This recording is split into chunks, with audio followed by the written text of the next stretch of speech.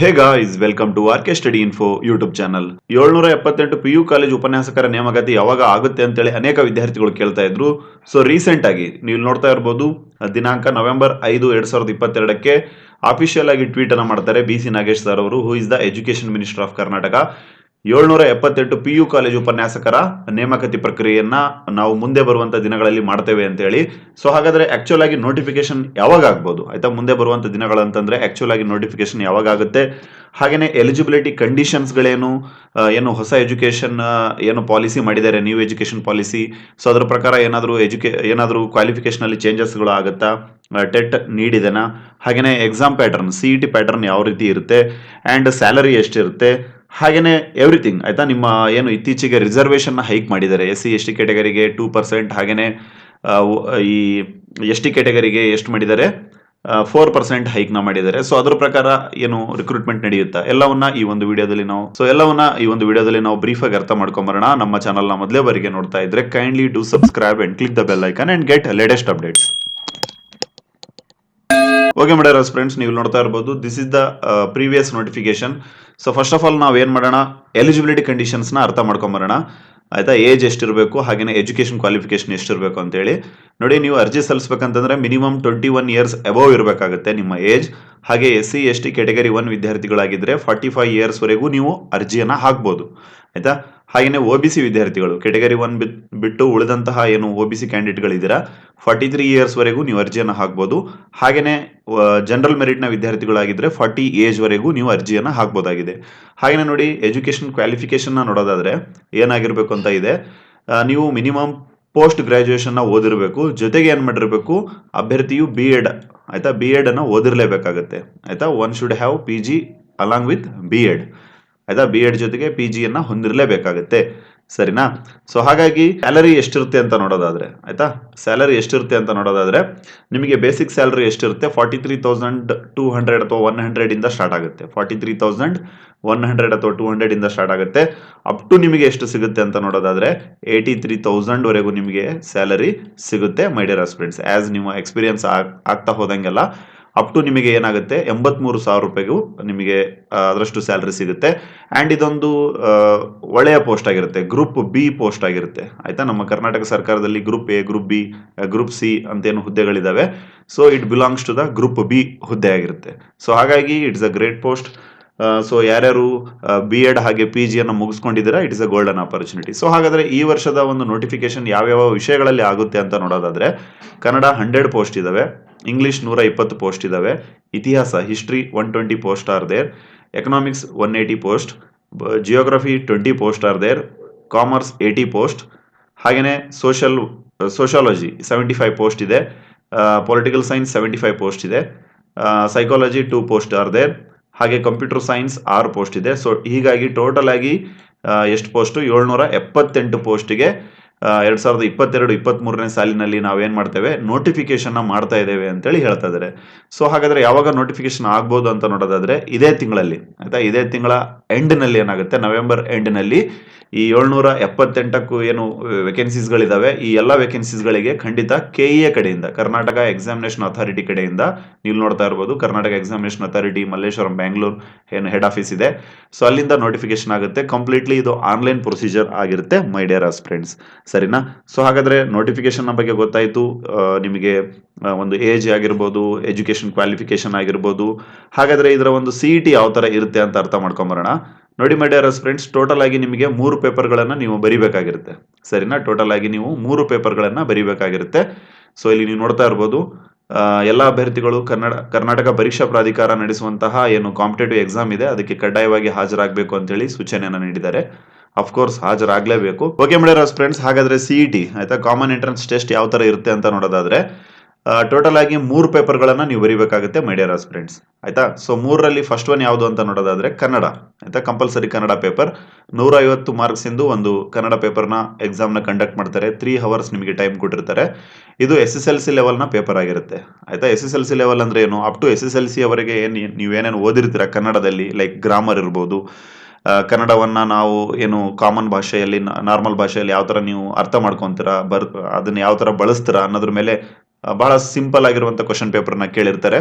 So ಇದರಲ್ಲಿ 150 ಮಾರ್ಕ್ಸಿನ ಒಂದು ಪ್ರಶ್ನೆಯನ್ನು ಕೇಳಿರ್ತಾರೆ. ಸೊ ಮಿನಿಮಮ್ ನೀವು ಇದರಲ್ಲಿ ಎಷ್ಟು ತಗೋಬೇಕಾಗುತ್ತೆ, 50% ತೆಗೆದುಕೊಂಡ್ರೆ ನಿಮ್ಮ ಉಳಿದಂತ ಪೇಪರ್ಗಳು ಏನಾಗುತ್ತೆ ಅಲ್ಲಿ ವ್ಯಾಲಿಡ್ ಆಗುತ್ತೆ. ಆಯ್ತಾ. ಸೊ ಹಾಗಾದ್ರೆ ಈ ಪೇಪರ್ 1 ಕನ್ನಡ ಏನಿದೆ ಇದನ್ನ ಅಪಾಯಿಂಟ್ಮೆಂಟ್ಗೆ ಹಿಡಿತಾರ ಅಂತ ನೋಡೋಕ್ಕಿಂತ ಮುಂಚೆ ಪ್ರಶ್ನೆ ಪತ್ರಿಕೆ 2, ಆಯ್ತಾ, ಪೇಪರ್ 2 ನ ನೋಡೋದಾದ್ರೆ ಪೇಪರ್ 2 ಐಚ್ಛಿಕ ವಿಷಯದ ಪತ್ರಿಕೆಗಳಾಗಿರ್ತವೆ. ಆಯ್ತಾ. That means optional paper. ನೀವು ಏನು ಫಾರ್ ಎಕ್ಸಾಂಪಲ್ ಫಿಸಿಕ್ಸ್ನವರಾಗಿದ್ರೆ ಫಿಸಿಕ್ಸ್ ಪೇಪರ್ ಇರುತ್ತೆ, ಕಂಪ್ಯೂಟರ್ ಸೈನ್ಸ್ ಆಗಿದ್ರೆ ಕಂಪ್ಯೂಟರ್ ಪೇಪರ್ ಇರುತ್ತೆ, ಅದೇ ರೀತಿಯಾಗಿ ಇಂಗ್ಲಿಷ್ನವರಾಗಿದ್ರೆ ಇಂಗ್ಲಿಷ್ ಲ್ಯಾಂಗ್ವೇಜ್ ಪೇಪರ್ ಇರುತ್ತೆ. ಆಯ್ತಾ. ಪೊಲಿಟಿಕಲ್ ಸೈನ್ಸ್ ಆಗಿದ್ರೆ ಪೊಲಿಟಿಕಲ್ ಸೈನ್ಸ್ ನ ಪೇಪರ್. ಸೊ ಅದರಲ್ಲೇ ಪೇಪರ್ 1 ಮತ್ತೆ ಪೇಪರ್ 2 ಅಂತ 2 ಪೇಪರ್ಗಳು ಇರ್ತವೆ. ಸೊ ಟೋಟಲ್ ಆಗಿ ಎಷ್ಟು ಪೇಪರ್ ಆಯ್ತು ಈಗ, 3 ಪೇಪರ್ ಆಯ್ತು ಮೈ ಡಿಯರ್ ಸ್ಟೂಡೆಂಟ್ಸ್. ಅಂಡ್ ಪ್ರತಿಯೊಂದು ಪೇಪರಿಗೆ 150 ಮಾರ್ಕ್ಸ್ ಇರುತ್ತೆ.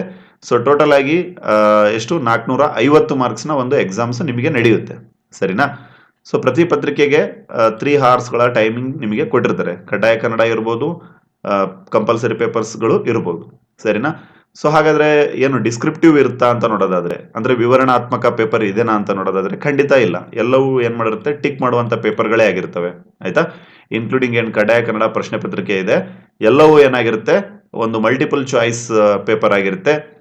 ಅಂಡ್ ನೆಗೆಟಿವ್ ಮಾರ್ಕಿಂಗ್ ಇರುತ್ತಾ ಅಂತ ನೋಡೋದಾದ್ರೆ ಖಂಡಿತ ನೋಡಿ 0.25 ನೆಗೆಟಿವ್ ಮಾರ್ಕಿಂಗ್ ಇರುತ್ತೆ. ಸೊ ಹಾಗಾಗಿ ಯಾರ್ಯಾರು ಕೇರ್ಫುಲ್ ಆಗಿ ಆನ್ಸರ್ನ ಮಾಡಿ.